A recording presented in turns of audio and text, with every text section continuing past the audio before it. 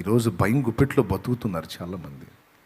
ప్రభువుని ఎరగనోడు బతికాడంటే అర్థం ఉంది, కానీ ప్రభువుని ఎరిగినవాడు విశ్రాంతిలో ఉండాల్సింది. ప్రభువుని ఎరిగినోడు కూడా భయంలోనే బతుకుతున్నాడు. సామెతలో మాట ఉంది, భయపడుట వలన మనిషికి ఉరి వచ్చును అని ఉంది.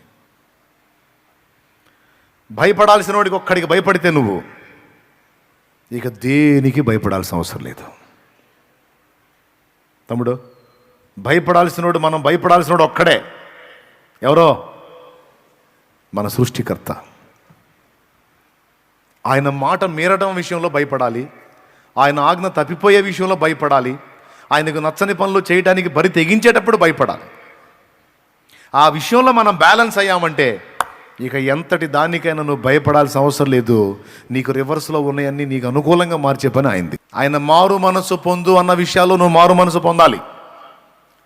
ఇదిగో అది నీకు క్షేమం కాదు, అది వదిలేయి అని ఏ ఏ విషయాల్లో అయితే దేవుడు నీకు సూచిస్తున్నాడో వాటిని వదిలే విషయంలో నువ్వు భయపడి తొందరగా వాటిని వదిలించుకోవాలి, వాటిని వదిలేయాలి. దేవుని మాట తీసుకునే విషయంలో నీకు భయం ఉండాలి. దేవుని మాటను నెరవేర్చే విషయంలో భయంగా నువ్వు ఆ పాయింట్ని గుర్తుపెట్టుకొని నెరవేర్చాలి. ఎందుకంటే ఆయన నీకు కీడు చెప్పడు. ఆయన ఏది చెప్పినా, తన గ్రంథంలో ఏది నీకు సూచించినా 100కి 100% నీ మేలు కోరే చెబుతాడు. ఆయన నీకు ఇచ్చే ఆజ్ఞ అంతా కూడా నిన్ను ప్రేమించి నీకు క్షేమం కోసమే. మనమేదో పాప పనులు చేస్తే ఆయనకేదో ఇబ్బంది అయిద్దని కాదు. మనం పాప పనులు చేస్తే దానివల్ల మనకు వచ్చే శాపం ఏంటో ఆయన తెలుసు కాబట్టి వద్దన్నాడు.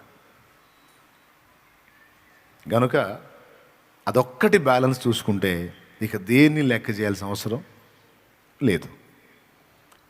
దేవుడు ఈరోజు నిన్ను పట్టించుకోవటం, ఈరోజు నీ విషయంలో జోక్యం చేసుకోవటం కాదు. ఈ ఒక్క మాట కూడా వినాలి, మీరు వినాలి. ఈరోజు నిన్ను పట్టించుకొని ఈరోజు నీ విషయంలో జోక్యం చేసుకోవటం కాదు. ఇప్పటి వరకు నువ్వు ఉనికిలో ఇంకా నిలిచి ఉన్నావంటే ఎప్పటి నుంచో నీ విషయంలో ఆయన జోక్యం చేసుకొని ఉన్నాడు. కాలికి బలమైన గాయమైంది, కుట్లు పడ్డాయి.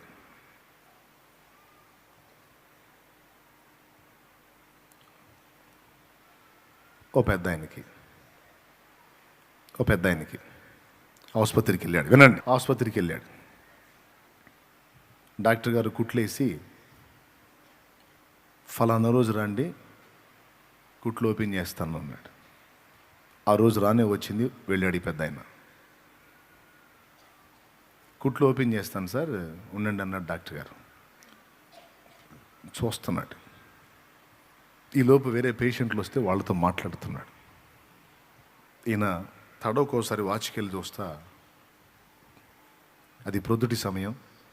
తడవకోసారి వాచ్కి వెళ్ళి చూస్తా డాక్టర్కి వెళ్ళి చూస్తున్నాడు. కొంచెం సమయం అయిన తర్వాత డాక్టర్ గారు అడిగాడు, సార్ మీరు ఎక్కడికైనా వెళ్ళాలా, మీకు అర్జెంట్ పని ఏదన్నా ఉందా అని. అంటే ఇప్పుడు కుట్లు తీస్తానన్నారు కదా, పెద్ద వేరే అంటే మీరు ఇంకా ఎక్కడికైనా వెళ్ళాలంటే వేరే వైద్యుడి దగ్గరికి, వేరే ఆసుపత్రికి వెళ్ళేది ఏమీ లేదు, కానీ ఒక్క ఆసుపత్రికి మాత్రం వెళ్ళాలి. అక్కడ మా అబ్బాయి ఉన్నాడు ఆ ఆసుపత్రిలో, వాడితో కలిసి బ్రేక్ఫాస్ట్ చేయాలి. అంటే ఉదయకాలపు ఆహారం తీసుకోవాలి వాడితో వెళ్ళి, వాడితో కూర్చొని. ఎందుకు సార్ మీరు వెళ్ళకపోతే తినడా? లేదు, వానికి ఈ జ్ఞాపక శక్తి ఉండదు, మనుషుల్ని గుర్తుపట్టరు, అందుకని నేను వెళ్ళి వాడిని పలకరించి ఆ ఆహారం వానితో కలిసి తినాలి. అక్కడ ఉన్నోళ్ళు పెడతారు, కానీ నేను వెళ్ళి వానితో కూర్చొని తినాలి. అంతే సార్, ఇంకేం లేదు, మీరు కుట్లు ఓపెన్ చేస్తే నేను వెళ్తాను. మిమ్మల్ని గుర్తుపట్టని కొడుకు అంటున్నారు, ఆయన దగ్గర పోయి కూర్చొని తింటున్నాను అంటున్నారు, కొంచెం మీకు ఇబ్బంది అనిపించట్లేదా? ఎటుగుడి ఆసుపత్రి నుంచి బయటకు వచ్చిందాక మీ ఇంటికి వస్తాడు కదా, అప్పుడు మీతో కూర్చోబెట్టుకొని తినొచ్చు కదా, ఇప్పుడు పని కట్టుకొని అక్కడికి పోయి అంటే. అతను చెప్పాడు, నేను ఈ పని 2-3 రోజుల నుంచి చేయట్లా, గత 5 సంవత్సరాలుగా నేను ఇదే పని చేస్తున్నాను. ఈరోజు బ్రేక్ పడేటట్టుంది, అందుకని మీరు త్వరగా కుట్లేస్తే వెళ్తాను అన్నాడు. ఎన్ని సంవత్సరాలు? 5 సంవత్సరాలుగా తనను గుర్తించినటువంటి వ్యక్తి దగ్గరికి వెళ్ళి ఆ వ్యక్తితో గడుపుతున్నాడు, ఆ వ్యక్తితో మాట్లాడుతున్నాడు, ఆ వ్యక్తి బాధ్యతలు చూస్తున్నాడు, ఆ వ్యక్తి బర్డెన్ భరిస్తున్నాడు, అతనికి సంబంధించినవన్నీ కడుతున్నాడు. ఎన్ని సంవత్సరాలుగా? 5 ఏళ్ళుగా. గుర్తుపట్టే కొడుక, గుర్తుపట్టని కొడుక. ఇది ఎట్లా సార్ అంటే, ఏం చేద్దాం సార్, నేనెవరో వాడికి తెలియదు, కానీ వాడెవడో నాకు తెలుసు కదా అన్నాడట. నేనెవరో వాడికి తెలీదు, కానీ వాడెవరో నాకు తెలుసు. ఈ మాట అర్థమైతే యేసుప్రభుని ఎరక్క ముందు కూడా ఆయన నిన్ను వెన్నంటి ఉన్నాడని నీకు అర్థమైతే, ఆయన నిన్ను గుర్తించలేదు, ఆయన్ని పట్టించుకోలేదు, ఆయన వదిలిపెట్టేసి దేనివైపో మరి దేనివైపో చూస్తా తిరుగుతూ ఉన్నావు. ఆయన నీ మీద కోపడలా, నిన్ను నాశనం చేయలే. అర్థమైందా? ఏనాటికైనా నువ్వు ఆయనకెళ్ళి చూస్తావు, ఆయనకెళ్ళి తిరుగుతావు, ఆయన గుర్తుపడతావని నిరీక్షణతో సంవత్సరాలు భరించాడు నిన్ను నన్ను. నేను ఆయన వైపు తిరిగి ఆయన గుర్తించేటప్పటికీ దాదాపు నాకు 20 సంవత్సరాల ప్రాయం వచ్చింది. మా నాన్న ఆయన వైపు తిరిగేసరికి మా నాన్నకి ఇంచుమించు 70 ఏళ్ల వయసు వచ్చింది. 70 ఏళ్ల వయసులో ఆయన జీవం గల దేవుణ్ణి తెలుసుకున్నాడు మా నాన్న. అంటే నా కోసం 20 ఏళ్ళు నిరీక్షించాడు, నా తండ్రి కోసం 70 ఏళ్ళు నిరీక్షించాడు యేసయ్య. ఈరోజు ఇక్కడ కూర్చున్న మీకోసం ఇప్పటికి ఎన్ని సంవత్సరాల నుంచి నిరీక్షిస్తున్నాడో. మీకు ఆయన తెలియపోయినా, మీలో కొందరికి ఆయన తెలియపోయినా, మీరు ఆయనకి బాగా తెలుసు. ఎందుకంటే మిమ్మల్ని, నన్ను, మనల్ని అసలు నిర్మించిన వాడే ఆయన కదా, మనల్ని అసలు ఉనికిలోకి తెచ్చిన వాడు ఆయన కదా. అందుకే మనం ఎరగకపోయినా ఆయన మనల్ని ఎరుగును గనుక వెంటాడాడు, ఎన్నో ఉపద్రవాల్లోంచి కాపాడాడు. మరి ఇప్పుడు చెప్పండి, కృతజ్ఞతలు చెప్పాలా లేదా? ఈరోజు అర్థమైంది. ఈరోజు కాపాడుతున్నాడు అనుకుంటున్నావు నువ్వు, ఈరోజు అన్నం పెడుతున్నాడు అనుకుంటున్నావు, ఈరోజు ఆశలు తీర్చాడు అనుకుంటున్నావు. నువ్వు పోయి ఊరు బయట ఉన్న ఒక చెట్టుకు సలాం చేసి వస్తే ఇక్కడ నీ కార్యం జరిగింది, చెట్టు చేసిందని నువ్వు అనుకుంటున్నావు. కాదు, ఆయనే చేశాడు నీకు కార్యాలన్నీ. నా కుమారుడు ఉన్నాడండి, వాడికి మైండ్ పనిచేయదు, వాడు ఆకలి అవుతుంది, వాడికి ఊరు బయటికి వెళ్ళి చెట్టు దగ్గర కూర్చొని చెట్టుకెళ్ళి చూసి, నానా నాకు ఆహారం ఇవ్వా, నానా నాకు ఆహారం ఇవ్వన్నాడు. దేని అంటున్నాడు? చెట్టును అంటున్నాడు. మరి నేనేం చేయాలా? అరే కన్న తండ్రిని నేను దరిద్రుడా, నన్ను పక్కన పెట్టి నువ్వు ఎక్కడో ఊరు బయట చెట్టు దగ్గర పోయి చెట్టు నాకు ఆహారం పెట్టు నాన్న అని దాన్ని అంటావు. పనికి మాలోడా, నీకు తిండి పెట్టనని నేను అంటానా? ఆ చెట్టు దగ్గరికి వెళ్ళి వాడు నానా ఆకలి అవుతుందంటే చెట్టు కదలదు, కానీ ఎవరు కదులుతారు? కన్న తండ్రి అయినా నా గుండె కదిలిద్ది. అవసరమైతే నేను తెచ్చి వాడికి అన్నం పెట్టుకుంటా, నేనే పెడతా. అడిగింది ఎవరినే? కానీ వాడేమనుకుంటాడు తెలుసా? నేను చెట్టుని అడిగాను, చెట్టు నాకు పెట్టింది అనుకుంటాడు. కానీ చెట్టు పెట్టిందా? హలో, చెట్టు పెట్టిందా? కొంతమందికి ఇది ఒకటి ఉంటుంది, నేను అక్కడికి పోతే నాకు అక్కడ సాయం అయింది, అందుకని అక్కడే ఫిక్స్ అయిపోయానని. వారు పిచ్చోడు, అక్కడైనా ఎక్కడైనా నేను చెప్పిన సామెత ప్రకారం నిర్జీవమైన దాని దగ్గరికి వెళ్ళి నువ్వు నమస్కారం చేస్తా కూర్చుంటే, సంస్కారం ఎరిగిన యేసయ్య నీకు బ్రెయిన్ పని చేయట్లేదని ఆయన నీలాగా పిచ్చి చేష్టలు చేయలేదు. కానీ నువ్వు ఒక చెట్టు దగ్గరికి వెళ్ళి సాయం చేయంటే నీ మనసును ఎరిగి, చెట్టు నీకు హెల్ప్ చేయ తెలుసు ఆయనకి, ఆయనే నీకు వచ్చి సాయం చేశాడు. నువ్వు చెట్టును అతుక్కొని ఫిక్స్ అయిపోయావు. చేసింది చెట్టు కాదు, కనికరం చూపిన ప్రభు, సృష్టికర్త, ఆయన చేశాడు హెల్ప్. ఇన్నాళ్ళకి తిరిగావు ఆయనకి వెళ్ళి, ఇక నిలబడని చెబుతున్నా నేను అందరికీ. ఇప్పుడు సరిగ్గా నీ మనోనేత్రాలు వెలిగించబడ్డాయి, రావాల్సిన రూట్లోకి ఇప్పుడు వచ్చావు, ఇన్నాళ్ళకు వచ్చావు, ఇక నిలబడమని చెబుతున్నాను నేను. ఆయన ఎవరో నీకు తెలియదు, కానీ నువ్వెవరో ఆయనకు తెలుసు. ఎందుకంటే ఆయన చేతులే నీకు రూపాన్ని ఇచ్చినాయి. మీరు ఆయన ఇంకా విశ్వసించకపోతే, ఆయన మీద ఆనుకోకపోతే నేను చేయగలిగింది ఏం లేదు. ఈ రోజు నుంచి మీరు చేయాల్సిన పని అదే. నిన్నటిని బట్టి ఏం చేయాలి చెప్పండి, పెద్దగా చెప్పండి. కృతజ్ఞతలు చెప్పాలి. ఎందుకంటే నిన్న మొన్న అటు మొన్న సంవత్సరాలుగా నిన్ను దాటించుకుంటూ వచ్చాడు. నేటిని బట్టి ఏం చేయాలి?